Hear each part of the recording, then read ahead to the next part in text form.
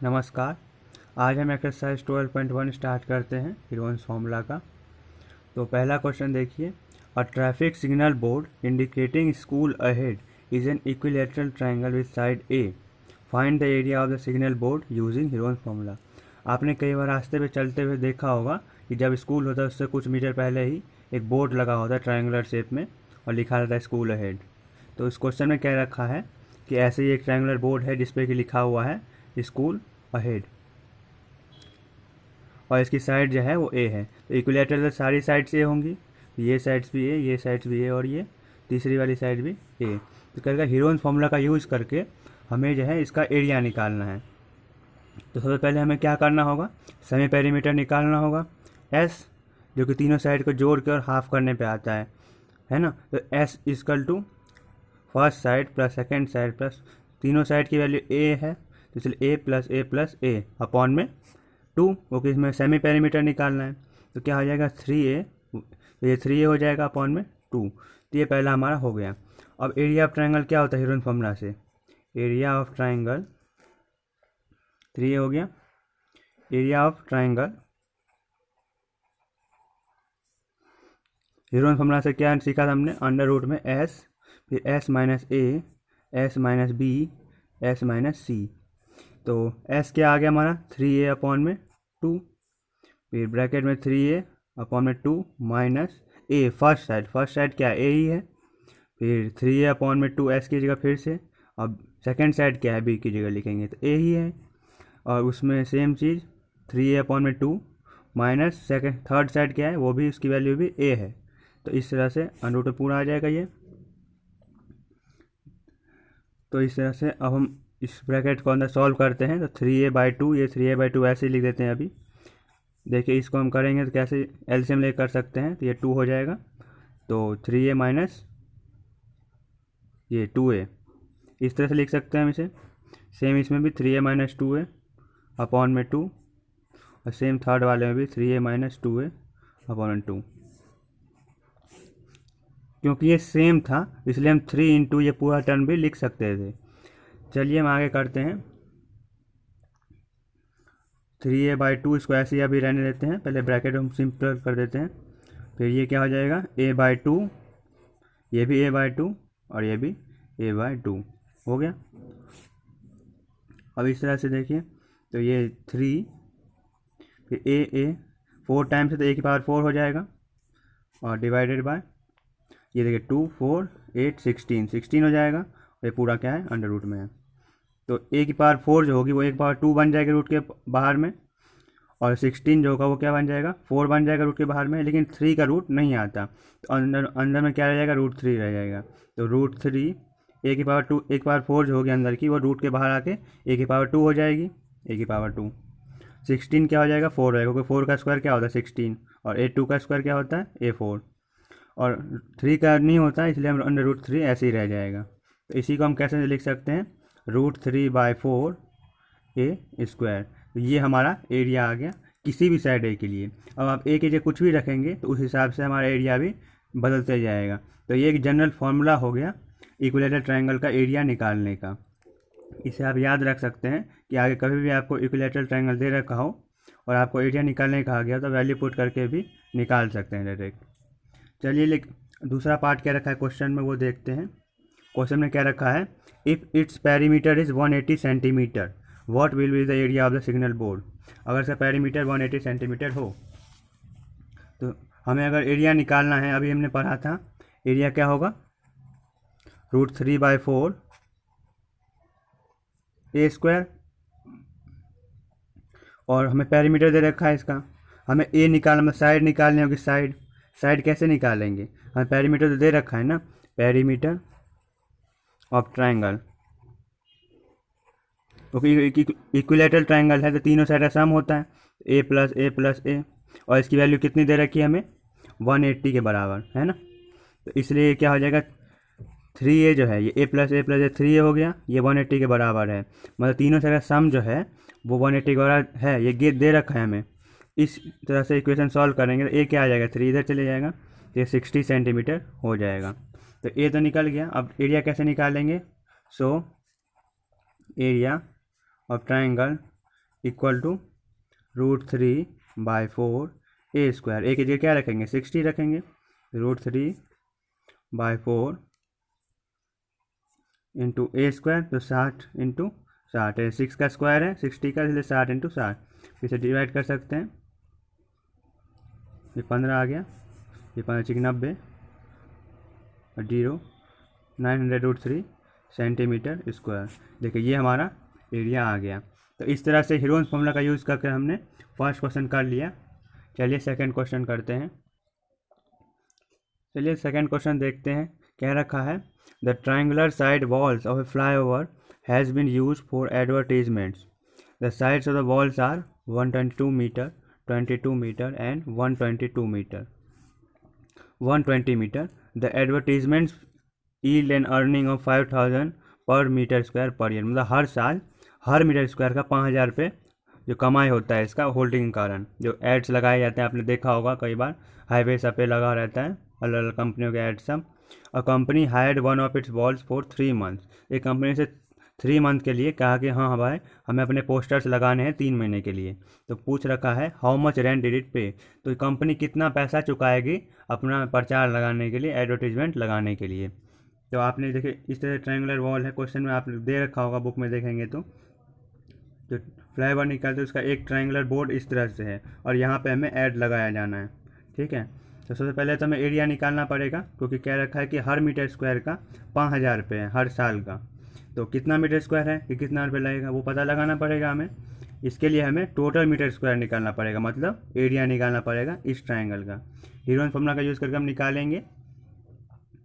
तो सबसे पहले हमें क्या करना होगा, सेमी पेरीमीटर निकालना होगा। Semi perimeter of triangular wall, या कहें तो एस निकालेंगे हम। वो क्या होगा, पहली साइड दूसरी साइड तीसरी साइड सम, तीनों का सम होगा और डिवाइडेड बाय 2, क्योंकि सेमी पेरीमीटर है हाफ होगा। तो पहली साइड हम मान लेते हैं 120 है, दूसरी साइड 22 है और तीसरी साइड 122 है बाय 2। इस तरह से इसको हम देखेंगे क्या हो जाएगा, 2 + 2 4 हो जाएगा, 2 2 4 6 1 1 2, 264/2। या ऐसे कहें तो डिवाइड करेंगे 2/2, तो ये इतना सेंटीमीटर सेमी पेरीमीटर हो गया। अब हमें फॉर्मूले में क्या क्या रखना होता है, एस तो निकल गया, अब एस माइनस ए क्या होगा वो निकाल लेते हैं। तो 132 माइनस ए, फर्स्ट साइड मैंने 120 मानी तो इसको 120 रखते हैं। इससे क्या होगा, ये 12 सेंटीमीटर। एस माइनस बी, ये क्या हो जाएगा, 132 एस की वैल्यू आई थी माइनस बी, बी क्या माना हमने 22 माना 22। इस तरह से क्या हो गया, 2 में से 2 गया 0 1 और ये 110 सेंटीमीटर आ गया। फिर हम एस माइनस सी निकालते हैं। S minus C equal to 132 same minus C 122 हो जाएगी। ये क्या हो जाएगा, 2 में 2 गया 0, 3 में 2 गया 1, तो 10 सेंटीमीटर हो गया। अब हम वैल्यू निकालते हैं, फॉर्मूले में वैल्यू रखेंगे। Now area of triangular wall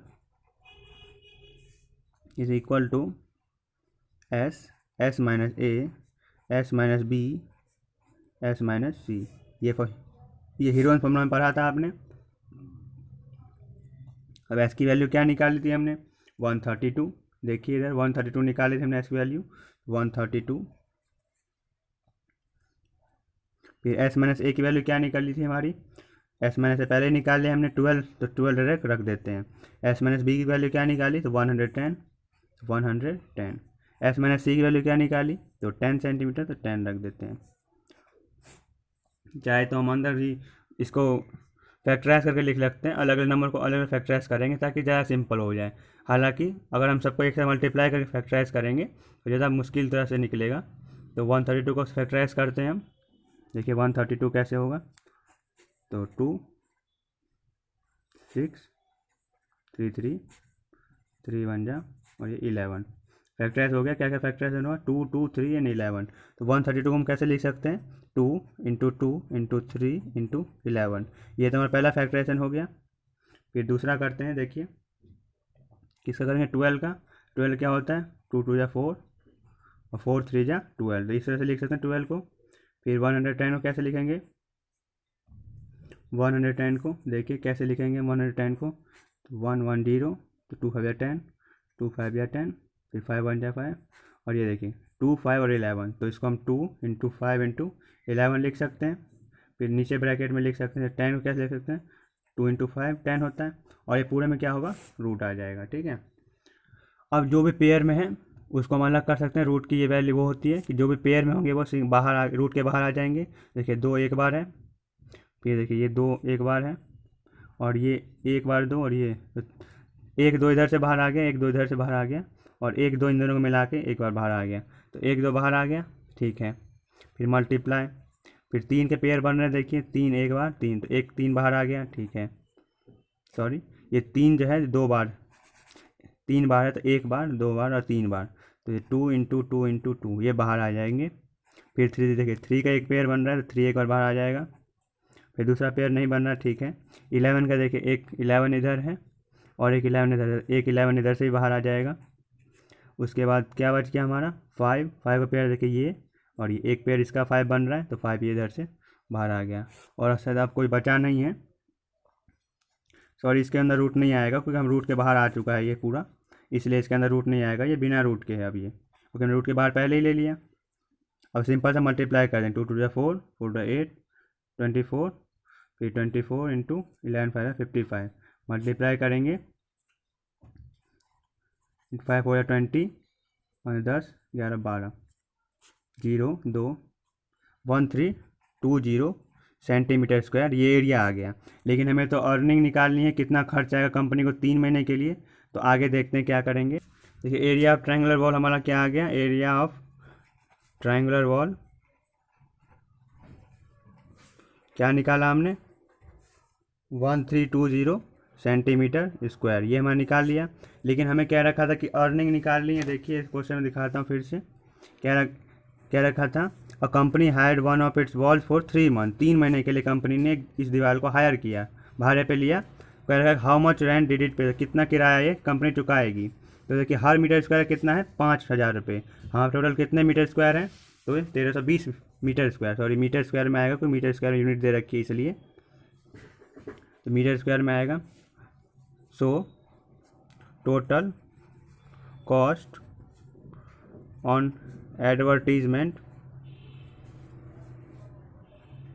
on 1320 metre square, तो इतने मीटर स्क्वायर में कितना खर्च आएगा, तो 1 मीटर स्क्वायर में कितना है 5000 रुपये, तो 1320 मीटर स्क्वायर में कितना आएगा, 1320 से मल्टीप्लाई कर देंगे।